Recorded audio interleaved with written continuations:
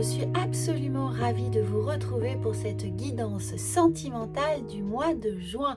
Alors, à toutes les personnes qui découvrent cette chaîne, eh bien, je vous souhaite bien entendu la bienvenue. Je serai absolument ravie que vous fassiez partie de cette rayonnante communauté, que vous ayez envie de vous abonner. Et puis, à toutes les personnes qui sont déjà fidèles à cette chaîne, merci infiniment d'être là. Merci pour vos soutiens, vos messages et vos partages. Alors, n'oubliez pas, là, nous allons aborder la guidance sentimentale, mais bien entendu, je vous invite à regarder votre horoscope du mois de juin en signe solaire, lunaire et ascendant. Comme ça, vous aurez une complémentarité parfaite de toutes les énergies qui vont venir traverser votre signe. Amis Capricorne, je suis ravie de vous retrouver pour cette guidance sentimentale du mois de juin. Alors, on va la commencer tout de suite avec l'oracle du petit chakra du cœur pour avoir le point météo de vos énergies, un petit axe de réflexion, un message pertinent pour accompagner vos énergies au mois de juin. Et on va voir tout de suite ce que cela vous réserve. Eh bien, une rencontre par le travail. Alors, il semblerait que ce soit essentiellement un message pour les célibataires, mais on va tout de suite tirer une deuxième carte pour avoir un peu plus d'informations. En tout cas, là, eh bien, écoutez, si vous êtes célibataire et souhaitez rencontrer quelqu'un, eh bien, c'est peut-être le moment de regarder tout ce qui se passe autour de vous professionnellement. Y a-t-il quelqu'un qui pourrait être là pour vous? Bien entendu, si vous êtes à la retraite, eh bien, simplement regardez, il y a des rencontres fortuites, voilà ce que ça veut nous dire, c'est-à-dire que là où on s'y attend le moins, aussi bien sûr vous êtes étudiant, là où on s'y attend le moins, une rencontre pourrait arriver. Et surtout ici, regardez, au-delà de ça, on a l'idée que ça peut être également par un site de rencontre, par une application. On a quelque chose ici qui pourrait commencer par le biais du virtuel, hein. Évidemment, pour toutes les personnes qui ne sont pas dans une activité professionnelle, eh bien peut-être que par le biais du virtuel, vous pourriez être amené à rencontrer quelqu'un. Alors, eh bien, pour les personnes qui sont en couple, il y a peut-être un peu d'orage dans les tuyaux, puisque on nous dit ce n'est pas ton âme sœur. Alors, hein, évidemment, adapter la situation, ça ne veut pas dire qu'il est temps de se séparer, qu'il est temps de divorcer. Ça veut simplement dire que peut-être la personne avec laquelle vous êtes actuellement vous fait travailler sur des points très précis de votre vie, des blessures, hein, des blessures d'enfance, des blessures transgénérationnelles, quelque chose de particulier, mais qu'il ne faut pas laisser plus de poids aux contrariétés du quotidien plus que nécessaire. Ne vous focalisez pas dessus, essayez de voir le grand plan et non le petit plan. Essayez de comprendre au-delà des petites contrariétés quotidiennes ce qui se joue entre vous, plutôt que de focaliser sur des étourderies, des retards, des petites disputes d'une certaine manière inconsistantes. Regardez quels sont les véritables enjeux dans votre relation pour essayer de comprendre véritablement ce qui ne va pas, ce qui est à rectifier, quels sont les grands écarts qui sont là entre vous et qui vous semblent véritablement compliqués à gérer. Donc ça, c'est vraiment important. Alors, nous allons voir ensuite. Eh bien, nous allons couper et puis prendre 6 cartes pour avoir peut-être un message complémentaire ou alors un tout autre message avec une autre énergie ici pour votre vie affective et sentimentale du mois de juin. N'oubliez pas que c'est une guidance générale. Si vous souhaitez travailler un point particulier de votre vie sentimentale ou relationnelle ou professionnelle, vous avez les liens sous cette vidéo pour me consulter.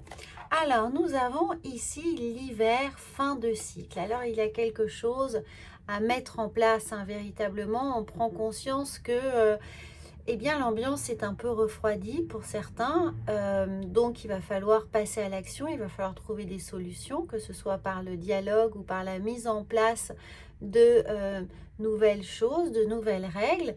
Et puis pour d'autres, pour toutes les amies célibataires, eh bien c'est la fin de l'hiver. C'est la fin du moment où on est recroquevillé sur soi, où rien ne fleurit, où rien ne mûrit, où la terre est plutôt stérile, au calme et au repos. On sent que là, eh bien, vous allez rentrer de plein pied en ayant sauté le printemps directement dans cette belle énergie d'été. Donc ça va être plein feu et plein phare sur votre activité relationnelle, émotionnelle et amicale également. Peut-être que ça va être l'occasion de renouer avec des amis avec lesquels on sont meilleurs amis, des gens avec lesquels on s'était disputé, ou peut-être un membre de sa famille ou une fratrie. Enfin, là, on passe à autre chose, on remet de la lumière, on remet de la vie dans cette sphère affective. Alors, nous allons voir ensuite l'âme sœur. Tu es en présence de ton âme sœur. Alors, pour tous les amis célibataires, eh bien, ça va être vraiment une rencontre importante pour vous. Et puis là, peut-être que justement, cette situation de tension, en prenant conscience des choses qui vous séparent, qui vous identifient, qui sont totalement à l'opposé. On dit bien que les opposés s'attirent. Donc là, c'est peut-être juste ça, en fait, l'idée que les opposés s'attirent et qu'il va falloir construire, non pas avec vos similitudes dans votre couple, c'est ce sur quoi vous avez peut-être jusqu'à présent basé votre relation et vous vous rendez compte que ce n'est pas possible parce qu'il y a trop de différences, mais en prenant conscience que ces différences peuvent être un atout, mais qu'il va falloir revoir sa copie, réorienter les choses, considérer que la relation est finalement un peu différente et qu'elle va nécessiter un travail d'ajustement plus important que prévu. Ça va être justement de travailler sur vos différences pour en faire une force. Est-ce que vous ne considériez pas comme étant votre âme sœur ici? Eh bien là, on l'éclaircit en vous donnant l'idée que il va falloir passer de cette situation compliquée, sans dialogue, froide, on est froid l'un envers l'autre parce qu'on ne sait pas comment dialoguer, on se regarde un peu en chien de faïence, on ne se comprend pas. Eh bien, il va falloir travailler ces différences et en faire une véritable force pour, regardez, on passe de l'hiver, pour doucement réchauffer l'ambiance avec l'hiver, avec l'automne, pardon, mais surtout se dire qu'il y a, il y a des choses qu'il va falloir laisser tomber. On ne va pas être de tous les combats, de toutes les batailles. Certaines choses, il va falloir tirer un trait dessus. C'est-à-dire que si vous aviez toujours voulu quelqu'un de ponctuel, je vous donne un exemple, ce n'est qu'un exemple, et que vous voyez que votre moitié n'est jamais ponctuelle, c'est pas grave. Laissez tomber, valorisez autre chose. Mais ne menez pas un combat qui n'est pas nécessaire, qui n'est pas utile. Ne cherchez pas à transformer l'autre, ne cherchez pas à faire ce qu'il n'est pas. Essayez juste de composer et de faire de vos différences une force. Donc, avec l'automne, on laisse tomber les branches pourries. Je vous dis ça un peu trivialement, mais on laisse tomber ce sur quoi on n'a pas d'appui, ce qui ne sert à rien, et on choisit véritablement de se concentrer sur des valeurs peut-être communes ou des choses sur lesquelles on va pouvoir construire. Alors regardez, là ici on a un amour éphémère, donc on a l'idée d'un peu un chaud-froid, c'est vraiment une histoire de composition ici, on a l'amour éphémère, c'est ton âme sœur, ce n'est pas ton âme sœur, on est en hiver mais on est en automne, l'amour éphémère, donc pour moi ce n'est pas la relation que vous vivez qui est éphémère, c'est que la façon dont vous aviez considéré les principes même de ce que vous aviez à partager avec votre moitié, ça, c'était passager, c'est éphémère, il faut reconsidérer véritablement ce qui fait la force de votre union. Alors que vous soyez célibataire ou en couple, parce que les célibataires peuvent rencontrer quelqu'un Ça va être super jusqu'au moment où en fait non, c'est beaucoup moins super qu'imaginé, mais peut-être parce que c'est juste en fait on imaginait quelque chose, on avait beaucoup de transferts, on avait beaucoup de projections. Justement, si cette personne eh bien, se fait sur d'abord dans le virtuel, hein, alors le virtuel, bon, on sait ce que ça vaut. Donc parfois on est confronté à la réalité et on se rend compte que cette réalité est véritablement différente et pour autant on a quelque chose à construire ensemble, on sait qu'on a quelque chose à construire, même si ça nous irrite, si certaines situations ou traits de caractère chez l'autre nous irritent, eh bien il faut en faire une force, il faut en faire une force en travaillant sur soi et aussi en se mettant dans le non-jugement pour accepter le meilleur de l'autre. Alors, nous allons voir ici, eh bien oui, le jeune homme superficiel, élégant mais pas sérieux. Et là, moi, je pense qu'il faut surtout ne pas mettre d'enjeu dans la relation, dans ce qui est, mais voir les choses de façon légère et de s'alléger un petit peu dans les enjeux que l'on met dans la relation. Alors, et on va voir, eh bien oui, regardez, voilà.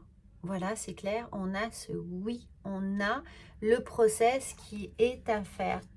Alors que vous soyez célibataire et sur le point de rencontrer quelqu'un, hein, parce que ça arrive, ou que là, on vous dit, vous êtes dans une relation un peu tumultueuse, un peu difficile, compliquée, chacun a envie de défendre son territoire, chacun s'accroche à ses valeurs, à ses besoins, à ses envies, eh bien, essayez d'échanger les rôles ici, hein, et essayer d'interposer les choses, d'essayer de vous mettre à la place de l'autre pour mieux le comprendre, pour évidemment adapter un peu et réorganiser ce qui était essentiel pour vous en essayant de comprendre ce qui se joue dans la relation véritablement et ne pas s'attarder sur des faux combats, des petites choses. C'est une histoire de réajustement ici et surtout de prendre les choses avec beaucoup plus de légèreté en laissant tomber avec cette carte de l'automne, hein, en laissant tomber les choses inutiles. Hein. Ne vous crispez pas, ne vous accrochez pas sur des choses qui au fond ne sont pas si essentielles que ça. Alors, on va voir, il y a un problème, voilà, un réajustement à faire. Alors, nous avons les prières. On a l'impression que vous avez envie, hein, pourtant, hein, chacun de vous a envie hein, que les choses s'améliorent ou que les choses arrivent. Et puis, on a envie de retrouver une situation stable, apaisée, retrouver cet équilibre et on y va vers cet équilibre, mais ça va prendre du temps. Ça va prendre du temps et puis c'est surtout un temps de réflexion en fait, un temps de réflexion. Alors bien entendu, si vous n'êtes pas du tout aligné, si la relation ne vous plaît absolument pas, là on vient vous dire de partir, hein, de partir. Si la relation est véritablement trop superficielle, qui manque de fondamentaux pour vous, qui manque de valeurs vraiment importantes, prenez le large, hein, pour vous, hein, pour votre santé mentale, psychique, prenez le large. Ça, c'est clair. Je ne vous dis pas de rester, pour ne pas être seul. Ce n'est pas la question. Mais s'il y a quelque chose à sauver, s'il y a quelque chose à optimiser, si vous voyez que c'est inconfortable parce que ça vous fait travailler certaines choses en vous et dans le fond, vous savez que ça va vous être utile, eh bien, approfondissez. En revanche, si ça ne vous apporte rien que de la contrariété, hein, parce que les choses les plus importantes ne sont pas là, les valeurs les plus importantes ne sont pas là et la personne vous semble totalement superficielle, eh bien partez, hein, lâchez avec l'automne, lâchez ce qui n'a pas lieu d'être, lâchez la relation, partez. Hein, c'est pas grave, c'est pas grave. Ne mettez pas d'enjeu, ce n'est pas grave, c'est juste un chemin. Ça vous aura certainement appris à bien identifier ce qui est véritablement essentiel et important pour vous. Alors, nous allons voir ici, bien oui, que la vérité soit, regardez cette magnifique carte, bas les masques, hein, ici, bas les masques. On se regarde en face, on se regarde soi en face avec nos propres vérités, nos propres envies, nos besoins. Et puis on regarde en face la personne, non pas comme elle se montre, mais on essaye de comprendre véritablement où se positionne son cœur, ses sentiments pour vous. Et une fois que ces vérités sont énoncées, eh bien, on prend les dispositions qui s'imposent. Voilà, ça, c'est très clair. Alors, on va voir avec les portes de l'intuition. Hein. Oula, oulala, on en a 3. Alors, nous avons triomphe. Attendez-vous à aboutir, à faire aboutir un grand projet qui vous tient à cœur. Alors écoutez votre cœur, battez-vous pour ce qui vous est véritablement important. Ensuite, nous avons, oui, l'intuition. Hein. Votre intuition vous souffle des messages, suivez les conseils. Donc, avant tout, regardez comment votre corps réagit, comment votre plexus solaire réagit, votre chakra du cœur réagit. Est-ce qu'il se contracte? Est-ce qu'il se rétracte? Est-ce que la gorge se noue? Hein? Est-ce que le ventre se noue? Et en fonction de ça, vous allez évidemment comprendre, eh bien, avec certains curseurs, si vous êtes bien avec cette personne, si ça vous demande trop d'efforts ou si il est temps d'y mettre un terme.